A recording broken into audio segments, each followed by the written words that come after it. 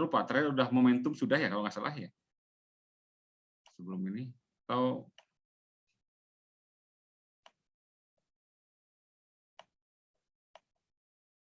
ya, kita mulai dari terakhir usaha energi seingat saya. Sempat. Ada yang ingat nggak? Ini udah dibahas belum momentum impuls?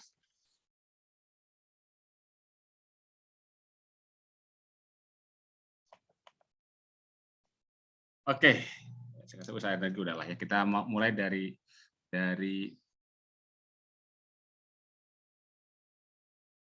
momentum, impuls, dan tumbukan ya.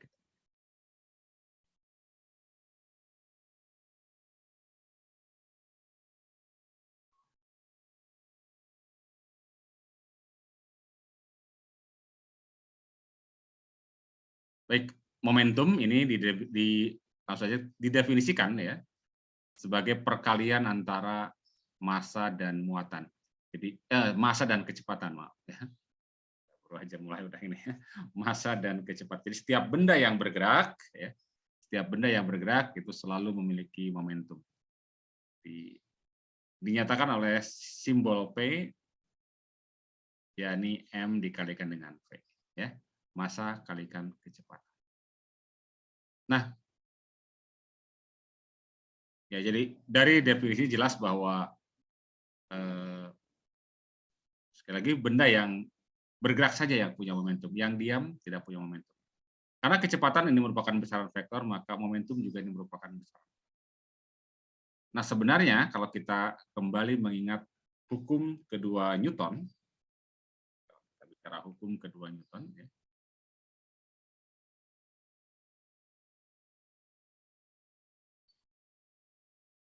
itu kan selama ini kita kenal dengan sigma F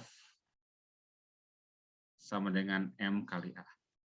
Nah, ungkapan yang asli dalam tanda petik ya, asli ya dari Newton sebenarnya bukan ini. Jadi ini mau dikatakan tidak salah, tetapi ini adalah kasus khusus. Jadi rumusan ini terjadi ketika massanya tetap. Dan kalau kita ingat definisi dari percepatan adalah perubahan kecepatan tiap satuan waktu, gitu ya. Maka berarti kalau kita kalikan dengan A, jadi M dikalikan A, berarti M dikalikan dengan perubahan kecepatan dibagi dengan waktu. Nah, kita lihat bahwa perubahan kecepatan, kalau kecepatan yang berubah, jelas momentumnya berubah. Jadi ini sama saja dengan apa? Kita tulis berarti resultan gaya ini sama saja dengan apa? Perubahan momentum dibagi dengan selang waktu momentum itu berubah. Jadi ungkapan asli ya, dari hukum Newton bahwa resultan gaya luar yang bekerja pada suatu benda sama dengan laju perubahan momentum. Ini ungkapannya ya. Bahwa resultan gaya luar ya, yang bekerja pada benda sama dengan laju perubahan momentumnya.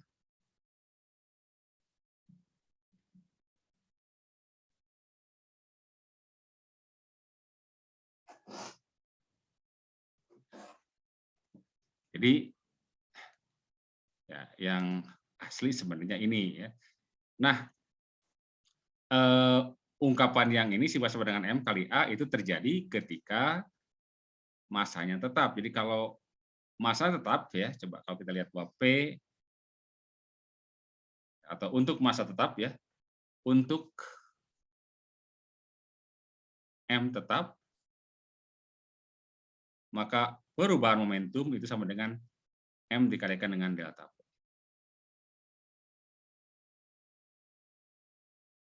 Sebenarnya kan awalnya adalah kalau mau lebih rinci, sudah perubahan massa dikali kecepatan. Ini sama saja dengan massa dikalikan dengan kecepatan kedua dikurangi massa dikalikan kecepatan pertama. Karena massanya sama gitu kan ya. maka boleh kita keluarkan masanya. Ini M dikalikan delta. Sehingga kalau dimasukkan kembali ke sini akan muncullah sigma F sama dengan M kali A. Ya. Kalau dibagi dengan apa? Dibagi dengan delta T kan ya? Ini M kali delta P per delta T. Jadi saya balik dari ini ya sebenarnya. Kemudian kalau jika kecepatan tetap, massa berubah gitu ya.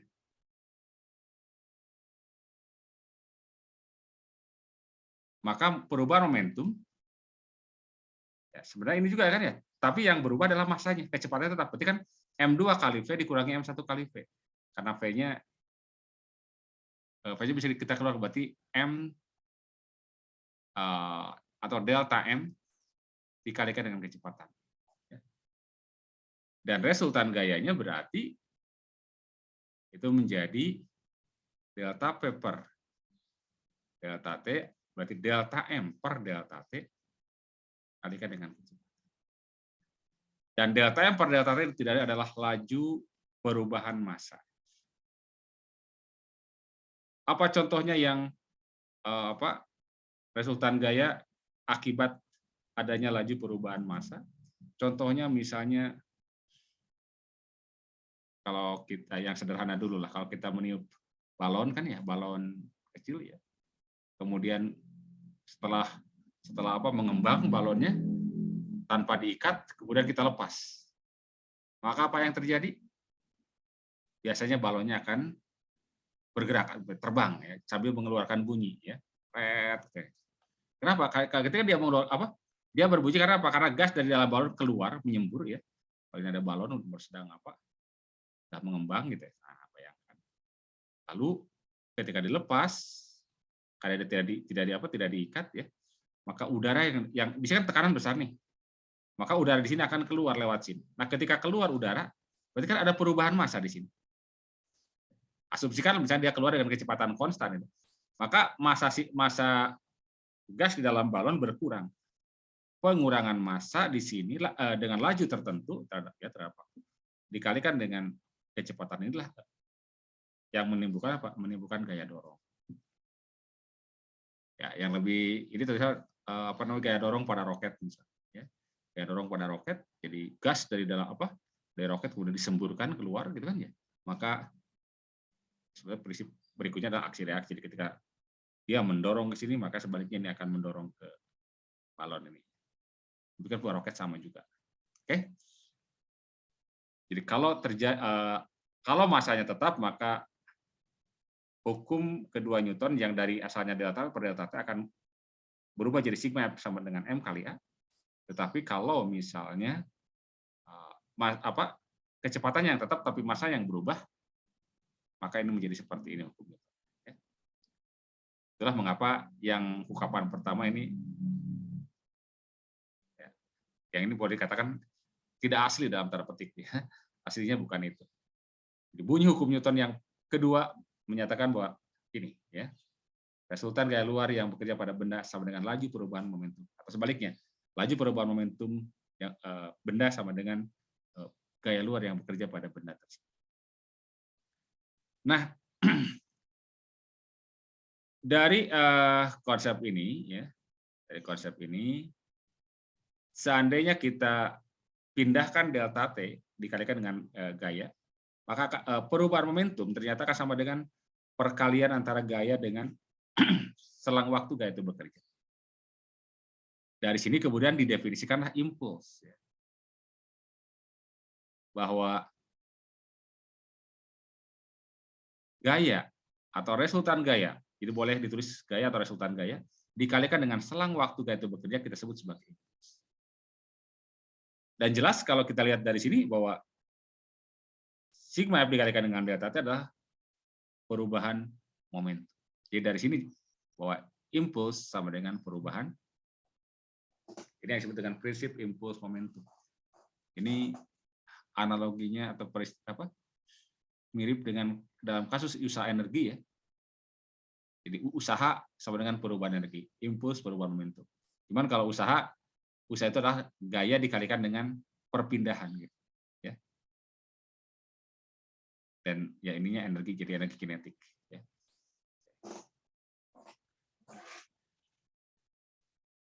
Nah, gaya ini gayanya ini adalah gaya rata-rata ya. Kalau misalkan gayanya berubah terhadap waktu ya, jika F atau sigma F berubah terhadap waktu,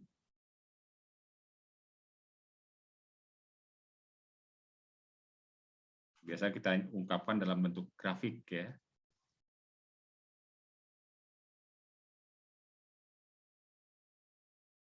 Kalau ini F dalam satuan Newton misalkan adalah waktu. Saya boleh gambarkan gayanya sebarang saja misalkan begini gitu.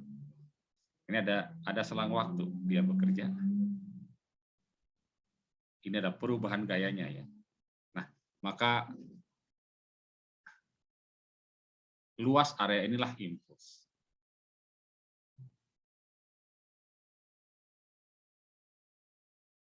Dari grafik F terhadap T, impulsnya tinggal mencari luas areanya. Ya. Nah, save dulu ya.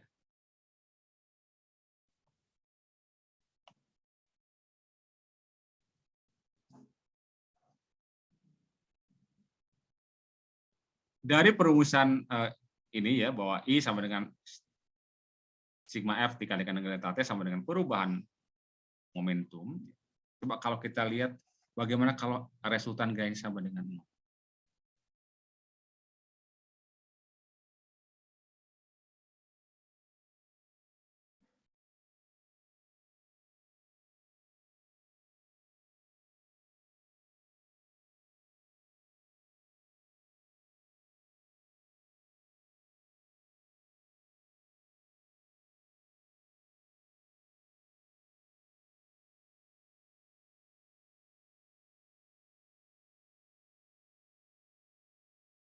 Jika resultan gaya sama dengan 0. Berarti kan impulsnya 0 kan ya? Atau otomatis apa? Delta P-nya 0. Maka kita akan dapatkan bahwa perubahan momentumnya itu sama dengan. Apa artinya perubahan momentum 0? Perubahan itu kan akhir kurangi awal. Jadi berarti ini ya, katakan P pada saat akhir dikurangi P pada saat awal itu sama dengan 0. Atau dengan kata lain P akhir sama dengan P awal atau tetap ini ya. Jadi tidak berubah. Artinya bahwa ketika tidak ada resultan gaya yang bekerja pada benda yang sedang bergerak, maka momentum benda itu akan tetap. Dan ketika tetap, dikatakan tetap itu ekivalen dengan istilahnya kekal. Gitu. Maka inilah yang sigma sama dengan 0 menjadi syarat dari hukum kekekalan momentum. Ya. Jadi momentum akan kekal jika apa? Jika resultan gaya sama dengan 0. Nah, ketika resultan gayanya sama dengan 0, itu biasanya peristiwanya adalah peristiwa-peristiwa yang dikatakan terisolasi. Artinya gaya yang terjadi itu hanya antara benda. Contoh kasus misalkan atau benda yang berinteraksi ya. Contoh kasus pada peristiwa tumbukan.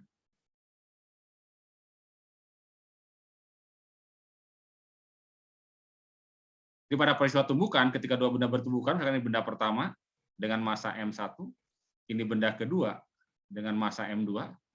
Saat bertumbukan, si M1 kan punya kecepatan, katakan V1, yang M2 punya kecepatan V2. Akibat tabrak, si benda pertama akan memberikan gaya pada benda kedua ke kanan. Ini ada gaya F2 oleh 1, gaya pada 2 oleh 1. Sebaliknya, ya, sebaliknya akan ada gaya dari 2 ke 1. Kita tulis F1 oleh 2. Dan ini adalah merupakan pasangan aksi reaksi, sehingga secara matematis resultan gayanya itu akan sama dengan F, katakan 21 dikurangi dengan F12 itu sama dengan 0. Kenapa? Karena kan besar gayanya sama, ini pasangan aksi reaksi. Jadi pada peristiwa tumbukan itu adalah berlaku hukum kekekalan momentum. Kemudian contoh kasus lain misalkan benda pecah misalkan ya. Benda pecah atau bergabung gitu.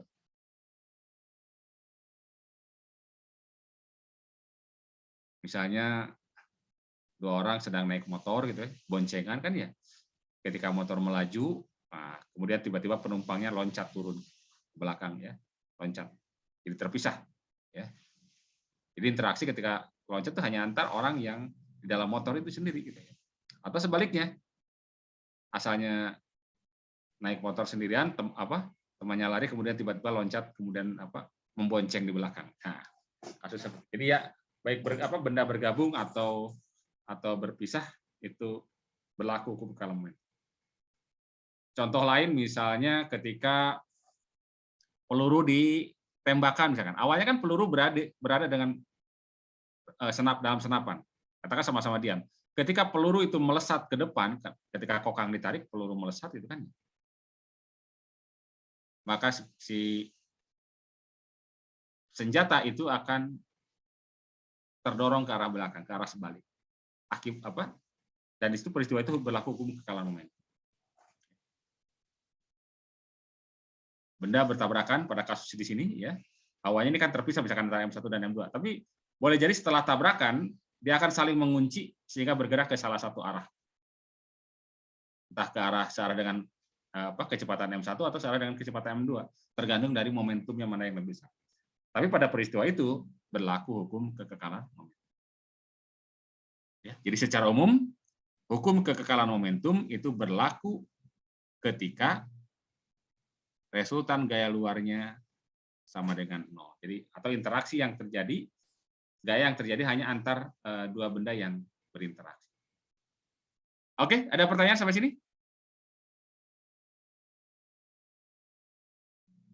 Jadi itu secara ringkas konsep impuls momentum. Impuls atau momentum dan impuls. Kita akan coba lihat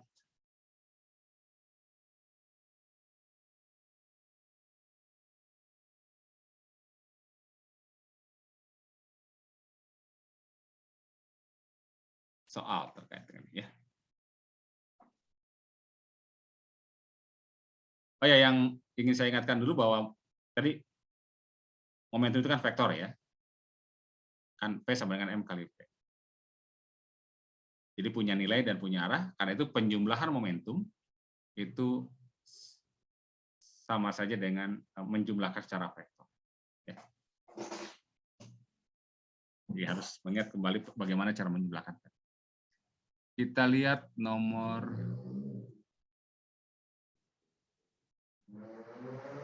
1.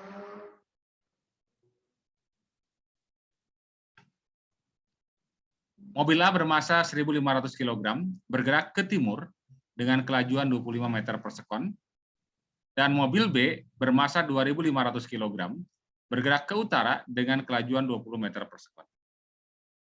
Resultan momentum A dan B sama dengan berapa? Jadi A dan B sebetulnya ya bergeraknya masing-masing, tapi yang ditanya adalah resultan. Jadi kalau kita jumlahkan momentum A dengan momentum B bagaimana? Nah, langkah pertama adalah kita gambarkan dahulu. Katakan yang ini yang A, yang satu lagi yang B misalnya.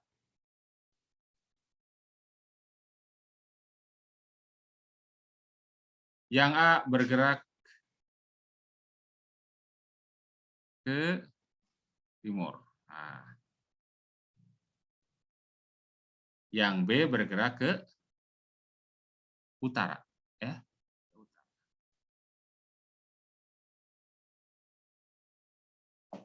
Karena yang ditanya adalah momentumnya ya, maka yang kita gambarkan ini, ya ini momentum, itu adalah katakan momentum A, dan ini adalah momentum momentum. Bagaimana resultan dari keduanya?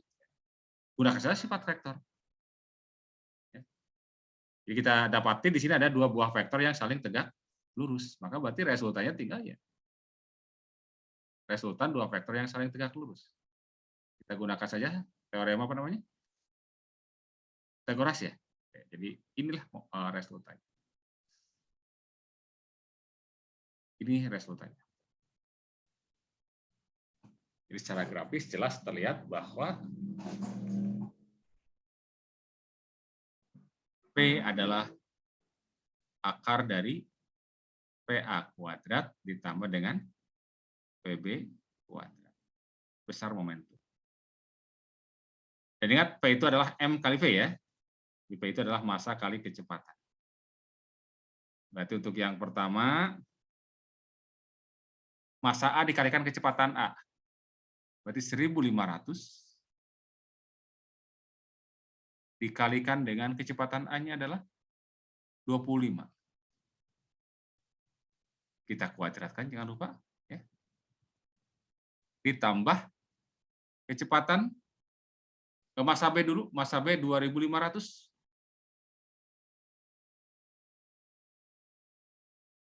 Dikali 20.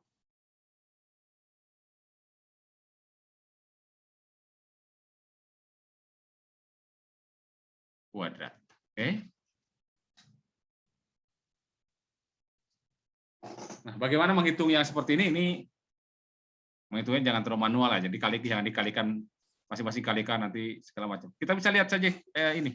Di sini masing-masing ada angka 25 nih, 2500. Ini ada 2500. Jadi kan sebetulnya boleh kita pinjam ini. Ini kan sama dengan 15 kali 100 ya.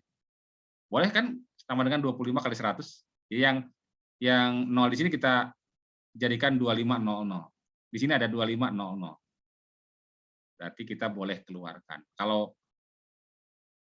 ada dalam Pythagoras seperti ini ya, yang kalau gini, kalau ada akar misalkan 4 kuadrat kali 1 ditambah dengan 4 kuadrat kali 3, itu kan boleh kita tulis akar dari 4 kuadrat dikalikan 1 plus 3, kan ya. Dan 4 kuadrat berapa akarnya? Ya 4. Berarti yang ini kita keluarkan yang apa? 2.500. Tinggal akar, berarti tinggal 15 kuadrat ditambah dengan 20 kuadrat. Ya.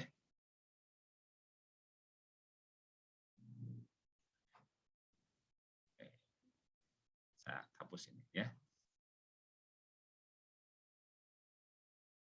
Berapa 15 20? Tipe Pythagorasnya? 25. Oke. Jadi 25 kali 25 berapa? 6 25. 625 nggak ada lagi. Ya. 625 0. Kilogram meter per. Oke, ada pertanyaan sampai sini?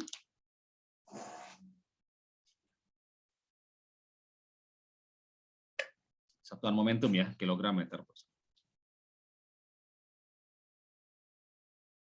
Kemudian nomor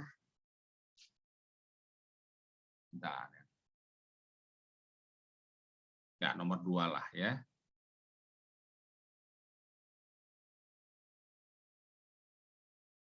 Bola yang bergerak lurus dan mempunyai momentum plus mv menumbuk bola B yang bergerak pada garis lurus yang sama. Jika setelah tumbukan bola A mempunyai momentum minus 3 mv, maka pertambahan momentum bola B.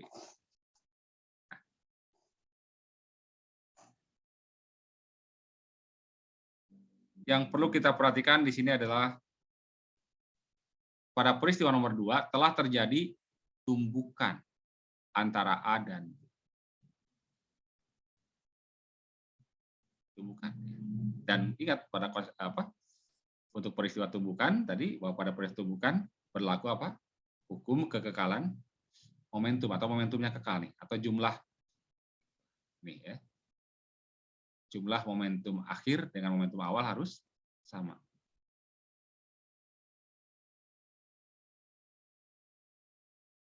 Kalau saya ilustrasikan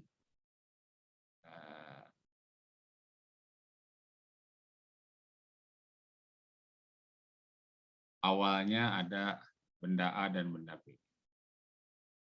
Ya, ada benda A dan benda B.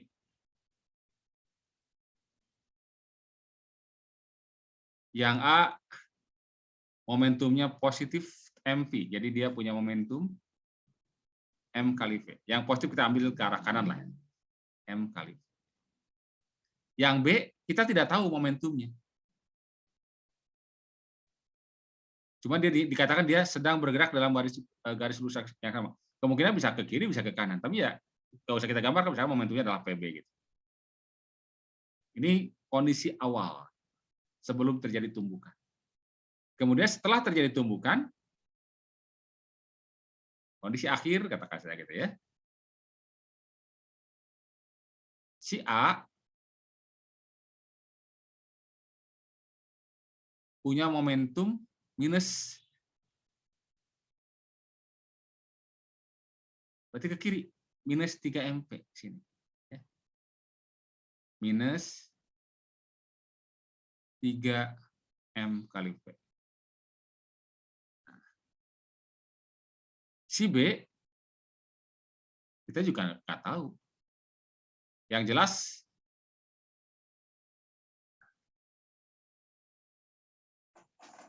yang ditanyakan perubahan momentumnya ya, perubahan momentum. Berarti kalau perubahan momentum berarti momentum akhir secara umum bisa berbeda dengan momentum awal untuk. Jadi ini ada PB aksen. Ini adalah keadaan. Ini adalah sebelum tumbukan, ini sesudah tumbukan. Karena pada peristiwa tumbukan berlaku hukum kekekalan momentum, maka berarti kita gunakan hukum kekekalan momentum. Jumlah momentum sebelum dan sesudah harus sama, atau awal dan akhir harus sama. Ini kita tinggal tambahkan berarti M kali V ditambahkan PB akan sama dengan apa? Minus 3 MP, ya. Itu harus dimasukkan vektor ya, plus PB aksen. Yang ditanya apa? Perubahan B. Yang namanya perubahan itu akhir dikurangi apa? Awal, berarti PB aksen dikurangi PB. PB aksen dikurangi PB. Ini perubahan B, ya. Artinya yang PB ini kita pindahkan ke kanan. Berarti yang 3 MP minus 3 MP, maaf, dipindahkan ke kiri. Jadi positif ya. Jadi MP ditambah dengan 3 MP, berarti 4 positif ya. Jadi ini. Jadi perubahan B-nya positif, ya.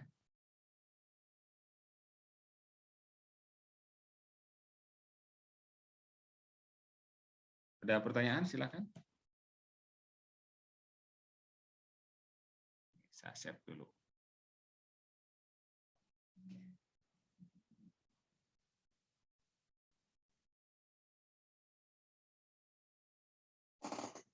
Oke, ya.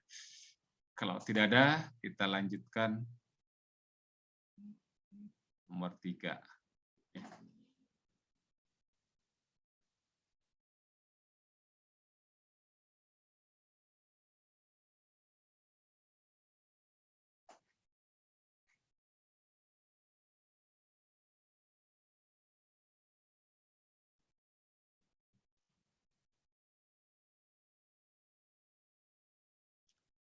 Sebuah atom gas bermassa M bergerak dengan kelajuan tetap V, bertumbukan lenting sempurna dengan dinding wadahnya seperti ditunjukkan pada gambar.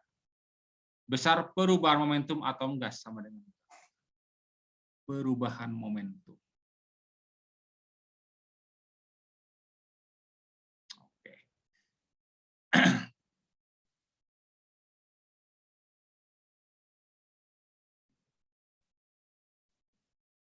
Ini sudah digambarkan jelas. Jadi mula-mula dia punya massanya M sama, kecepatannya V, tapi arahnya ke sini. Membentuk sudut theta. Kemudian dipantulkan dengan kecepatan yang besarnya sama. V juga, tapi arahnya menjadi begini. Nah, yang ditanya adalah perubahan. Bagaimana perubahan momentum? Dan yang ditanya hanya besarnya saja. Yang besar perubahan momentum. Nah ini ya.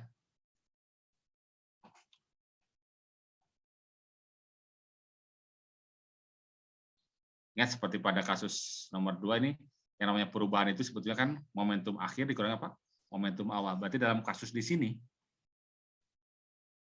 kita mencari momentum akhir dan momentum awal. Namun perbedaannya ya untuk kasus yang 2, ini kan berada dalam satu garis lurus yang sama. Bagaimana kalau begini?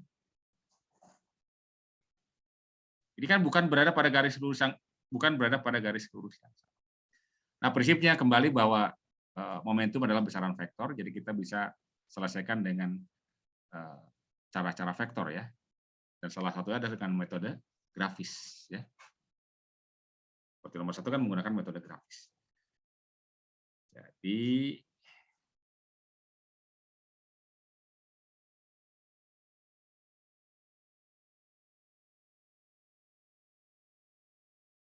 untuk memudahkan secara grafis ini kan arahnya ini ya, kita gambarkan pada sumbu X ya lebih enak. Vektor ya. Oke. Ini ada sumbu, katakan sumbu Y, ini ada sumbu X.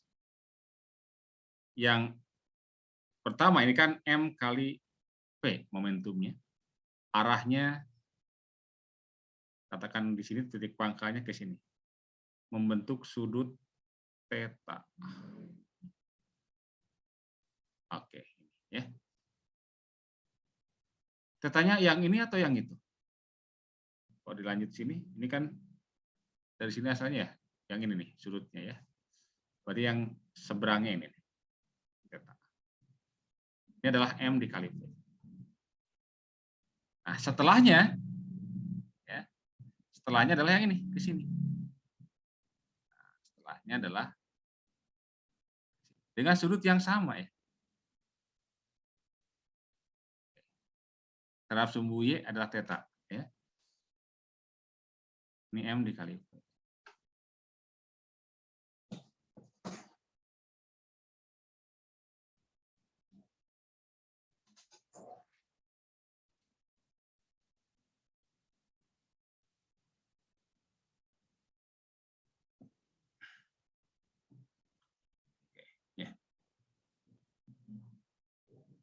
Nah, secara vektor sebenarnya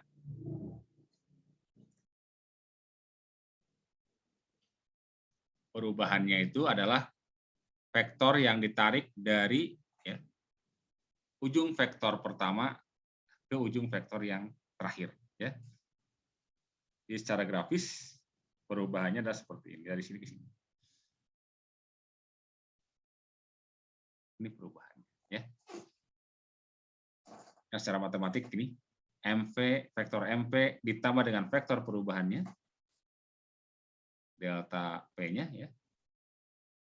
Ini tambah ini sama dengan ini akhir. Ya kan? Gitu ya. Akhir kurangi awal sama dengan sama aja. Nah, bagaimana cara mendapatkan delta P-nya? Yang ditanyakan perubahan momentumnya. Nah, kalau kita perhatikan dari gambar, sebenarnya ini tidak lain apa ini? Ini tidak lain adalah sebuah segitiga sama kaki ya. Ini panjangnya MP, ini panjangnya MP, ini panjangnya delta P. Ambil saja kalau gitu untuk apa nih? Untuk setengahnya aja. Bos, dari segitiga yang ini, yang kanan, bahwa setengah delta P, ini panjangnya setengah delta P, kemudian ini panjangnya adalah apa? Panjangnya adalah MP. Kalau sudah membentuk sebuah segitiga, maka kita bisa gunakan bantuan trigonometri. Sin, cos, atau tangen. Depan dibagi dengan sisi miring, namanya apa? Demi sin. Jadi dari gambar, ya, dari gambar tampak bahwa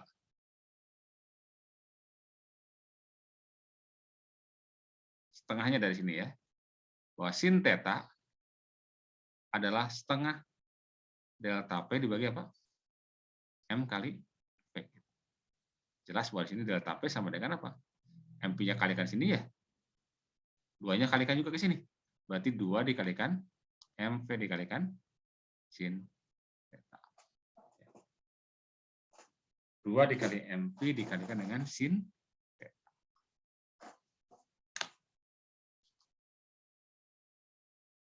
Jadi kita harus gunakan bantuan vektor ya, secara geometri atau secara grafis ya, biasanya begitu. Oke, ada pertanyaan sampai sini?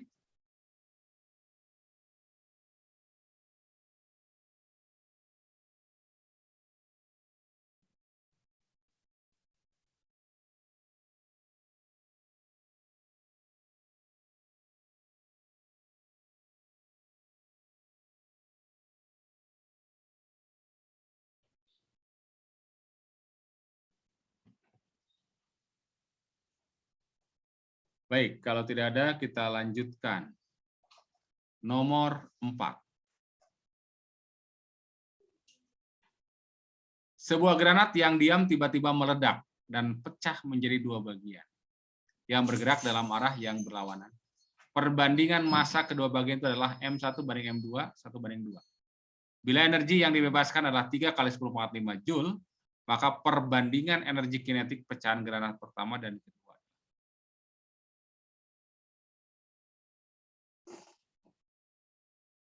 Baik.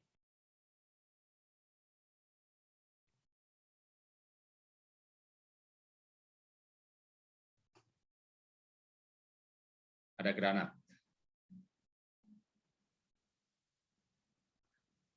Ini ilustrasi dulu ya. Awalnya diam, berarti kecepatannya 0 kan ya.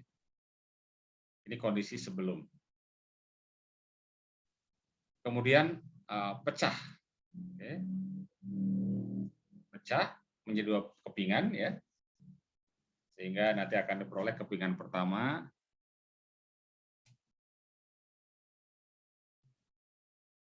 Ada kepingan pertama, yang inilah kepingan pertama ya. Masanya M1, ada kepingan kedua. Masanya M2. Perbandingannya adalah 1 banding 2. Ini 1 masanya berbanding 2. Ini sesudah ya.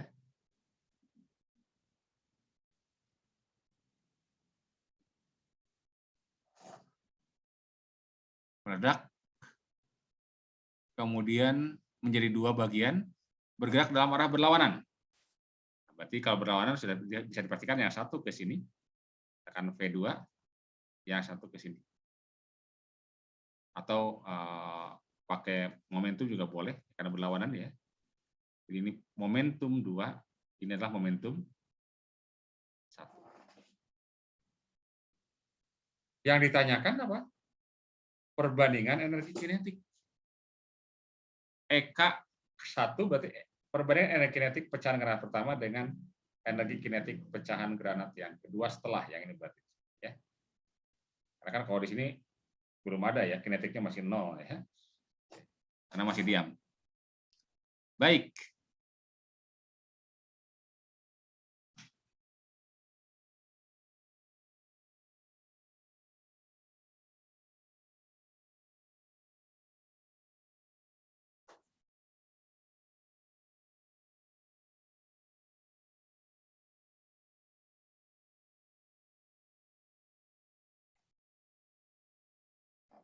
Secara matematis sebetulnya kalau kita ingin tahu berapa besar perbandingannya, berarti kita harus mencari berapa EK1, berapa EK2. Gitu. Kita sudah tahu perbandingan massanya nih. Nah, energi kinetik rumusnya apa? Kalau kita ingat bahwa, jadi sebelum kita jawab gini ya, energi kinetik itu kan rumusnya apa? EK sama dengan setengah mv kuadrat.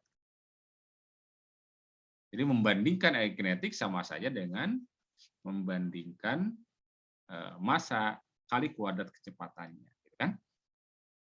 Artinya kita harus tahu bagaimana kecepatan benda pertama dengan kecepatan benda yang kedua.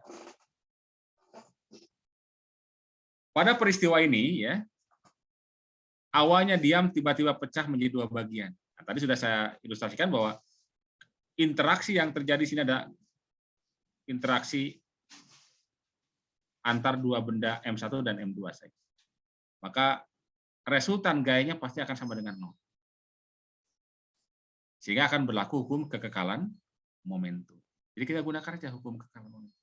Jadi sebelum kita gunakan EK sama dengan setengah, kok jadi sepertiga itu. Setengah mv kuadrat ya. Kita kalau itu saya hapus saja dulu ya. Kita gunakan dulu apa? Hukum kekekalan momentum.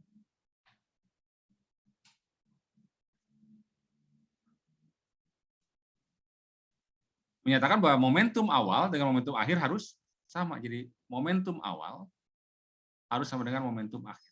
Dan dalam hal ini meskipun 100 begini artinya jumlah momentum ya. Boleh juga kalau mau ditambahkan jumlah sama aja lah ya. Sebelumnya ini kan masih diam sebelum meledak 0, berarti momentumnya adalah. Sesudahnya apa? Sesudahnya ada nih yang satu ke kanan, yang satu ke kiri dalam gambar. Berarti yang satu kita beri tanda yang ke kanan, kita beri tanda yang positif nih, ini yang negatif. Sehingga kita akan dapati ini berarti P min P1 lah. Ditambah dengan P2. Atau dengan kata lain apa? P1 sama dengan apa? P2. Atau boleh P1 kan apa? M1 kali V1 gitu kan ya. M2 kali V2. Jadi mulai sekarang kita bisa ingat ya bahwa kalau benda dari keadaan diam tiba-tiba pecah menjadi dua bagian ya, maka bisa dipastikan bahwa momentum benda pertama, pecahan pertama dengan pecahan kedua pasti akan sama. Dan arahnya pasti berlawanan. Karena harus berlaku resultannya sama dengan 0. Ya.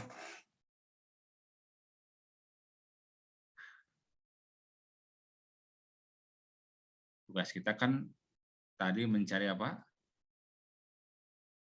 Oke, maka kita akan dapatkan EK1 per EK2. Tadi kan ini setengah MV kuadrat ya. Setengahnya kalau kita tuliskan pasti dibagi, ini ada setengah pasti akan hilang lah. Jadi akan bergantung pada perbandingan massanya kali kecepatan kuadratnya. Ini massa 2 kali kecepatan 2 kan gitu ya. Setengahnya ada di sini tapi kita coret saja langsung. Nah, M1 M2 sudah tahu bagaimana V1 V2 kan kita bisa lihat dari sini. Karena perbandingan kita boleh tuliskan begini. Kalau seandainya M1-nya 1, ini V1, M2-nya kan tadi 2, ini apa? V2. Berarti kita dapatkan bahwa V1 banding V2 berapa? V1 banding V2. V1 per V2, berarti 2 banding 1 kan ya? 2 berbanding, kita masukkan aja di sini. Lagi, karena ini perbandingan, boleh M1-nya kita masukkan 1, V1-nya adalah 2. Dibagi dengan M2-nya adalah 2 tadi ya? V2-nya adalah 1. Berarti 4 dibagi 2, 2. Atau 2 banding 1 jadinya ya. 2 berbanding. Ada pertanyaan sampai sini? Kalau ingin lebih ini sebenarnya, kalau bisa diingat boleh ya, bahwa ada kaitan antara EK dengan momentum. EK itu adalah P kuadrat dibagi dengan 2M. Hubungan antara yang kinetik dengan momentum ada seperti itu. Nah, pada kasus ini ya, momentum benda pertama kan pasti sama dengan momentum benda kedua tadi ya. Berarti kalau momentumnya sama, maka perbandingan yang kinetik tergantung pada perbandingan massa ini. Berbanding apa? Terbalik. Jadi dari sini dapatkan bahwa kalau kita bandingkan EK1 banding EK2, berarti terbalik perbandingan massanya, berarti ini M2 banding M1. Berarti 2 banding 1. Ya. Jadi kalau tahu rumus ini ya, dan tahu konsep momentum, bahwa ini sudah pasti momentumnya akan sama dan berlawanan arah, gitu kan ya. Maka perbandingan kinetiknya tinggal terbalik dengan perbandingan massa. Ya. Oke, silakan kalau ada pertanyaan.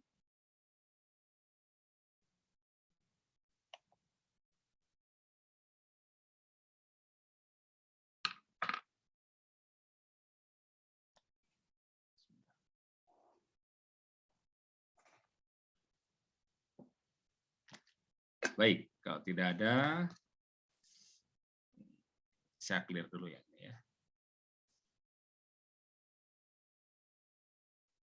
Nomor 4. Sekarang nomor 5.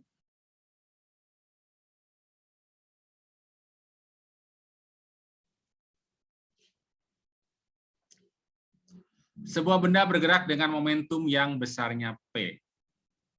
Sekonyong-konyong. Apa itu sekonyong-konyong? Ini bahasa lama ya. Boleh jadi anak muda sekarang tidak tahu ya, sekonyong-konyong itu apa. Tapi kalaupun tidak tahu sebenarnya nggak usah dipikirkan. Sekonyong-konyong benda itu pecah menjadi 2 bagian. Jadi intinya bahwa benda itu sedang bergerak, kemudian pecah, gitu aja lah. Pecah menjadi 2 bagian yang masing-masing besar momentumnya adalah P1 dan P2 dalam arah yang saling tegak lurus. Sekonyong-konyong itu tiba-tiba ya. Atau dalam bahasa Sundanya ujug-ujug. Nah, ini suka banyak digunakan oleh orang luar. Ujug-ujug, tidak tahu itu dari bahasa Sunda ujug-ujug ya. Oke. Sekonyong-konyong, ujug-ujug, tiba-tiba sebenarnya yang benarnya. Ujug-ujug bahasa Sunda. Kalau sekonyong-konyong bahasa Melayu kayaknya ya. Sama bahasa Indonesia juga sebenarnya ya. Jadi awalnya kita tidak tahu arahnya, arah awalnya seperti apa, tapi keadaan akhirnya adalah apa?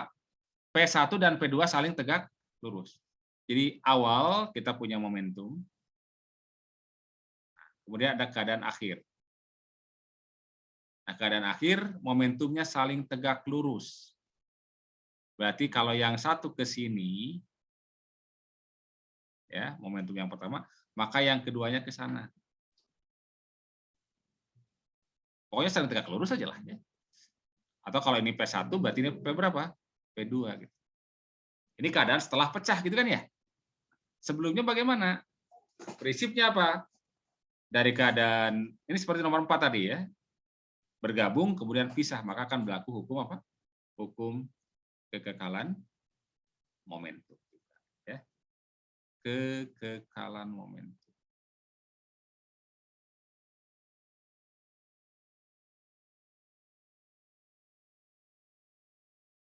Berarti momentum awal,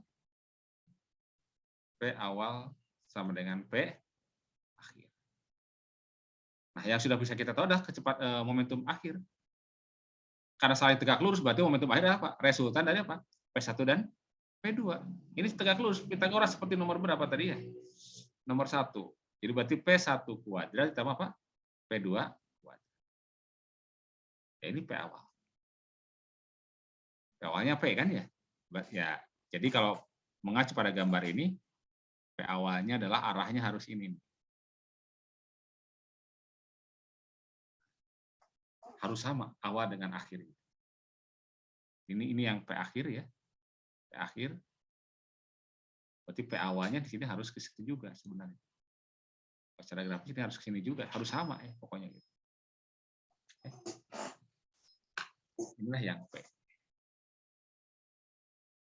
Oke. Jelas?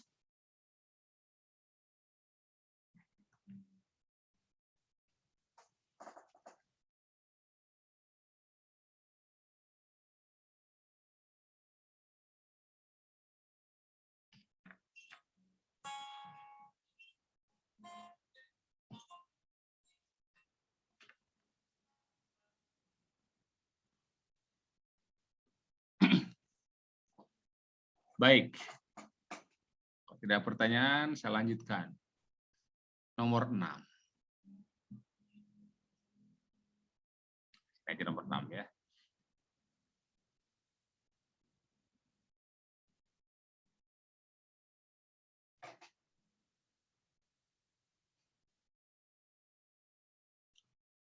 Grafik di samping menyatakan hubungan antara gaya F dan benda pada benda yang bermassa 3 kg terhadap waktu T selama gaya itu bekerja. Bila benda mula-mula diam, nah ini, kecepatan akhirnya berapa? Kalau mula-mula diam artinya apa? Kecepatannya 0. P0-nya sama dengan 0. Yang ditanya kecepatan akhir, berarti berapakah V-nya gitu ya. Berapa V? Baik. masanya sudah tahu, ya. Ini masanya tahu.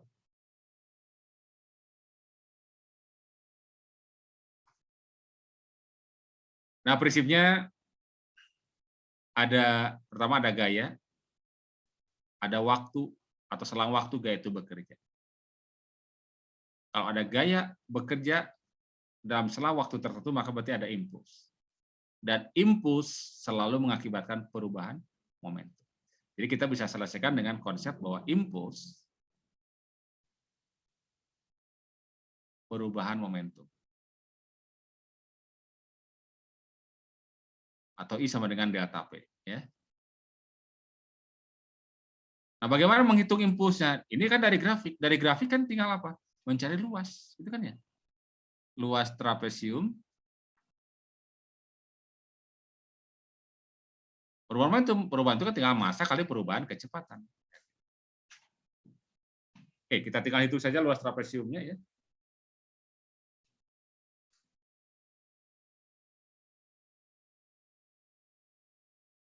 Berarti lihat setengah kali jumlah sisi yang sejajar kan ya, kali tinggi. Mana sisi yang sejajarnya? Dari 2 ke 12.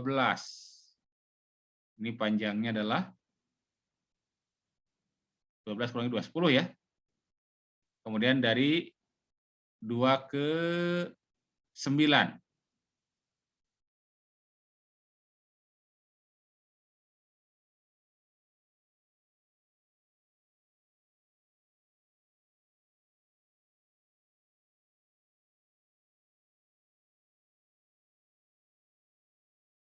Ini seingat saya ini perlu diralat ini. Ini bukan 2, ini 3 ini ya. Kalau 2 ada jawabannya. 3 ini. Ini dari 3 ke 9 berapa ini? Ya 3 ke 12, 9 ya. Kemudian dari 3 ke ini adalah 6. Dan ini tingginya 4 ya. Tingginya 4. Baik, jadi setengah kali 9 tambah 6 dikalikan dengan 4 harus sama dengan masanya adalah 3 ya. Perubahan kecepatan itu kan akhir kurangi awal kan ya. Akhirnya adalah V, awalnya adalah 0.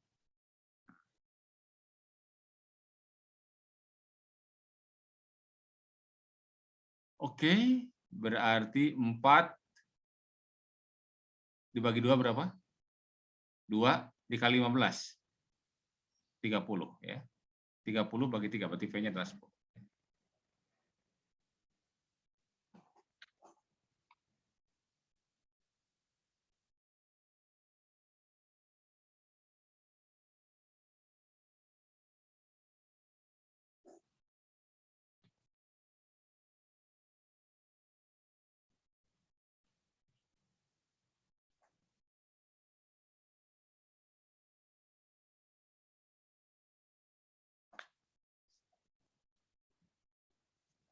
Oke, jadi jawaban nomor 6 ya. 10.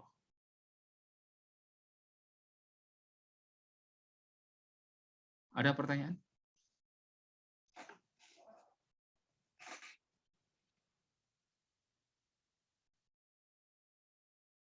Oke, saya lanjutkan ya.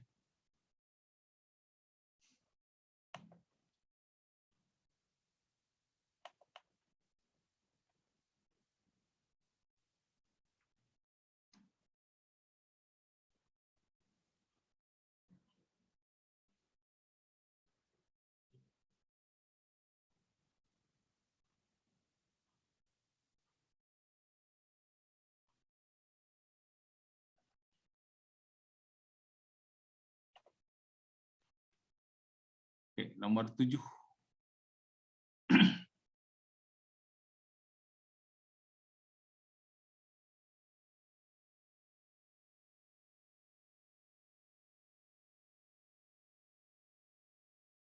Sebuah truk yang bermasa 200 kg melaju dengan kecepatan 36 km per jam menabrak sebuah pohon dan berhenti dalam waktu 0,1 detik.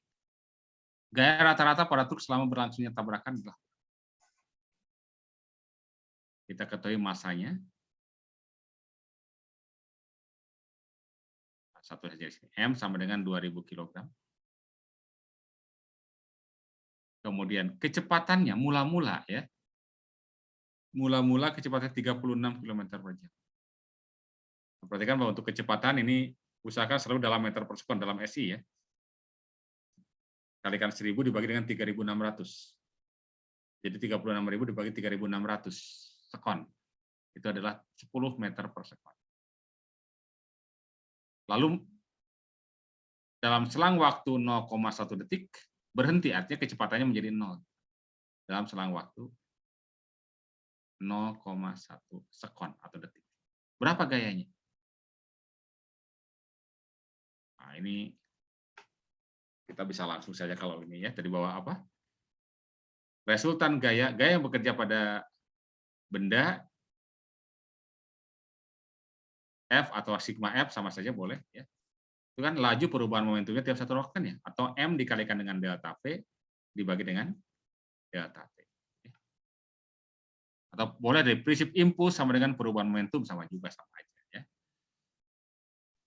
Berarti ini harus benar ngitungnya ya, ini karena angkanya sama. 2000 harus hati-hati ini ngitungnya. Kali perubahan kecepatan. Perubahan itu kan selalu akhir kurangi awal.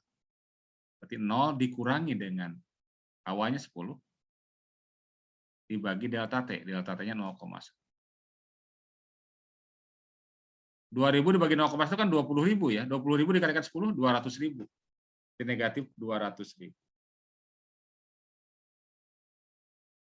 Apa artinya negatif? Berlawanan dengan apa namanya? Kecepatan ya. Dengan perubahan momentumnya. Jadi kalau saya ilustrasikan nih,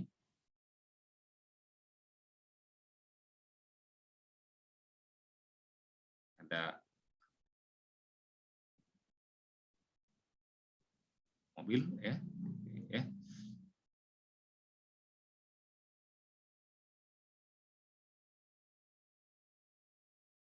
Nah, ini mobilnya ya.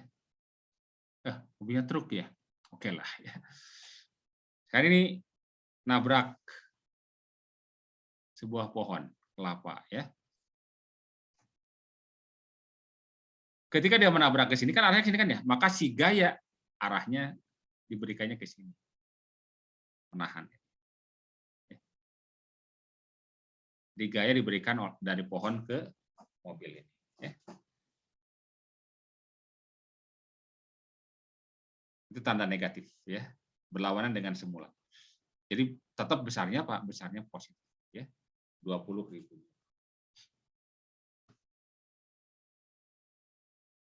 Gimana, ada pertanyaan? Hasan, ada pertanyaan Hasan?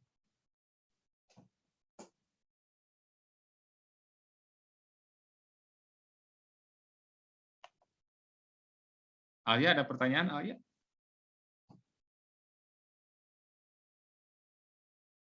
Oke ya.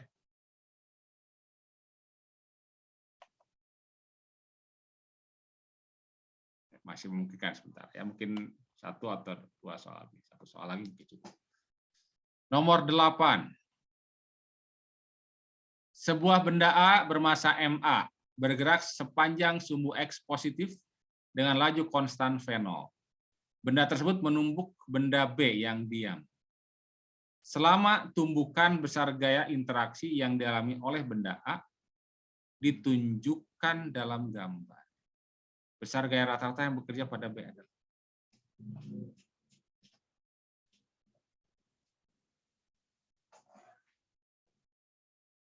Ini ada apa ini? Ini ada F delta.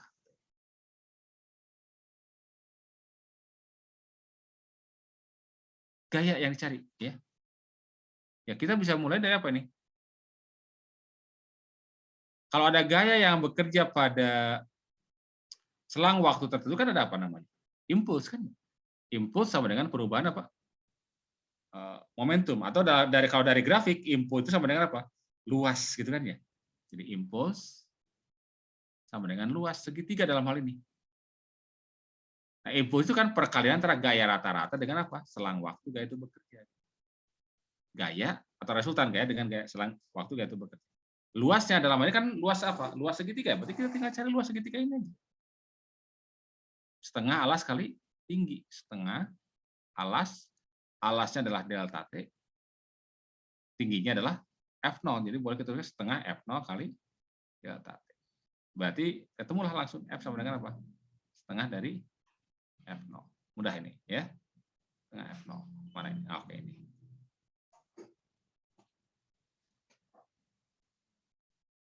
Ini sepaket dengan nomor 9 ini ya. Energi kinetik benda A setelah tumbukan. Nah, ini baru A setelah tumbukan. Bagaimana?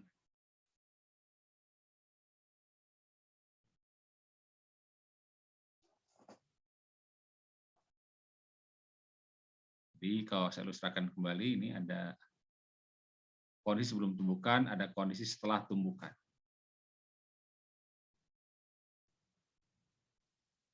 Ini A, lagi B. Ya.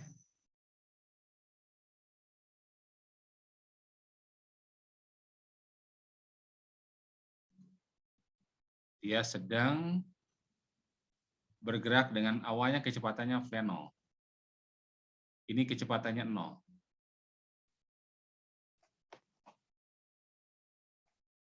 Kemudian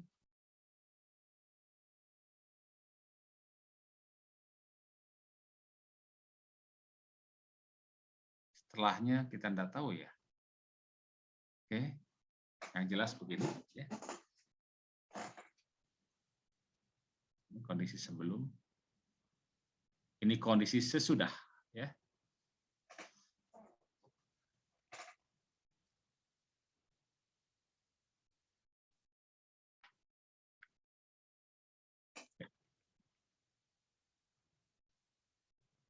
Kita ingin tahu energi kinetik ini yang A.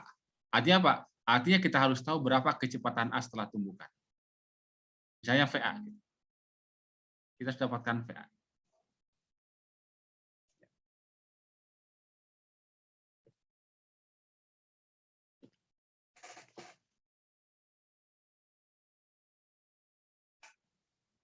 Nah, prinsipnya ya,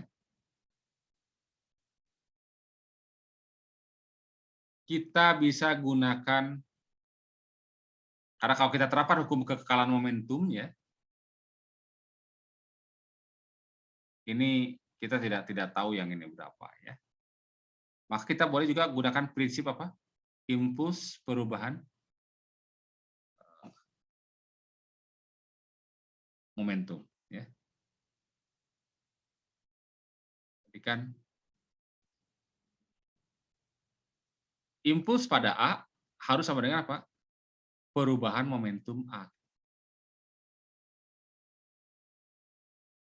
Impulsnya ya sebetulnya sama aja impulsnya ya. Impuls pada A berarti sama dengan luas apa? Luas segitiga ya. Luas segitiga. Luas segitiga berarti ini, boleh kita tuliskan yang ini. Setengah F0 dikalikan dengan delta T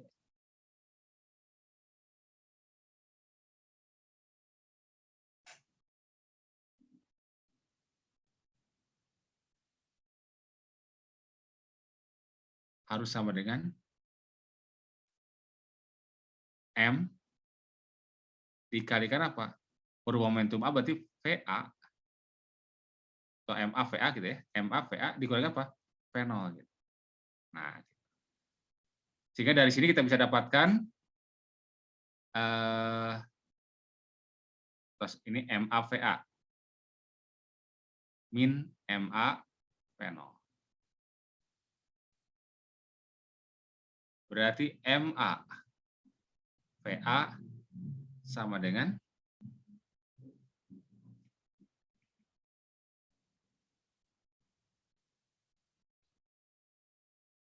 setengah, kali tambahkan ya, MA V0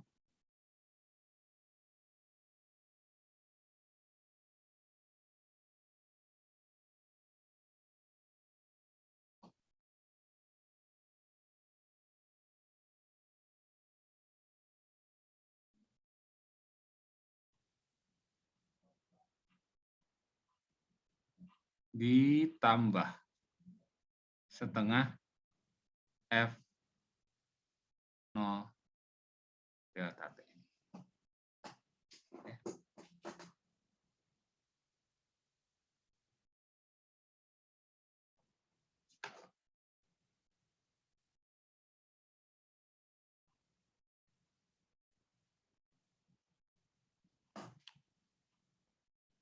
Oke, berarti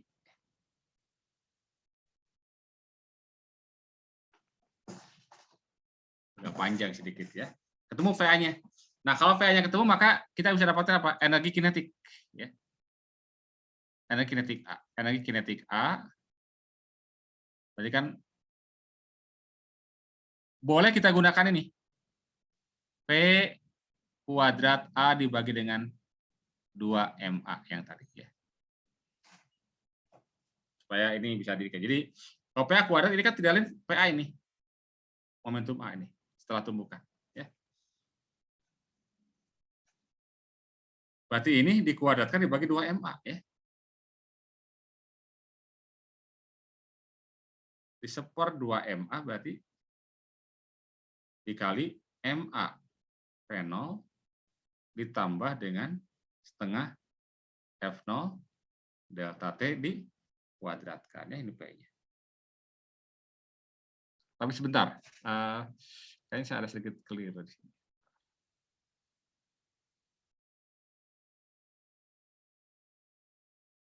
Tanda plusnya ya.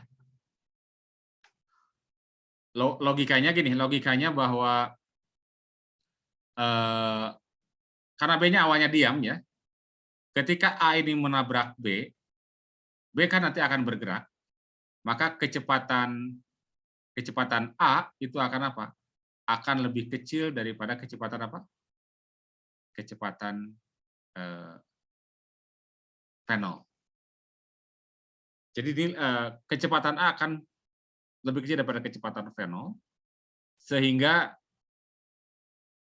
energi kinetiknya otomatis akan menjadi lebih kecil dari energi kinetik semula.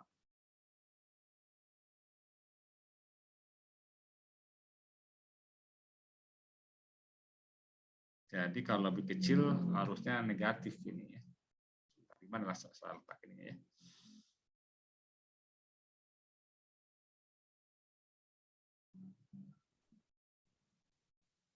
Ya. Jadi bisa dipastikan bahwa ini apa namanya? VA lebih kecil daripada apa? Jadi masih ini akan negatif. Kalau negatif, maksudnya kalau dikuadratkan jadi positif ya. Oke.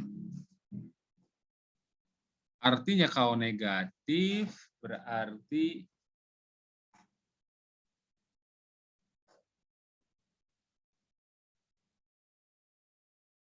ini harus negatif nih ya, karena VA min V0 ini V0 yang lebih besar ya, maka ini harus negatif ini. Ini harus negatif. Ya, ketika ditambahkan ke sini jadi apa? Jadi positif. Ini ada sedikit harus hati-hati ini. Ini adalah V0. Ini berarti ini kan asalnya ini pilih sini kan positif ya. Oke, ini yang negatif.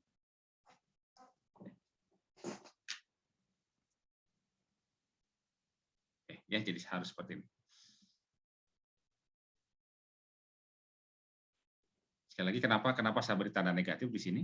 Karena VA secara logik ini pasti akan lebih kecil daripada V. Berkurang. Karena B-nya awalnya diam. Kecuali kalau B-nya awalnya punya kecepatan.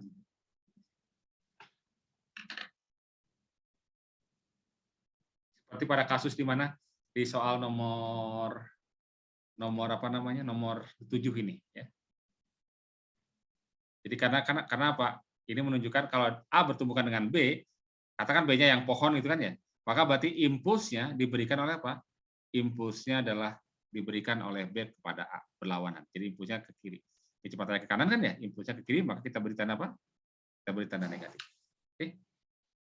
Baik, jadi jawabannya adalah yang ini ya. F0 delta T. Oke, ada pertanyaan sampai sini?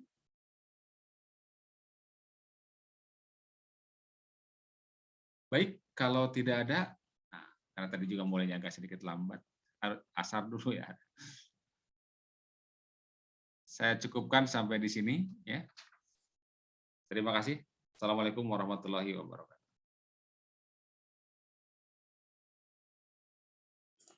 Terima kasih Pak. Terima kasih, Pak. Sama-sama. Sama-sama.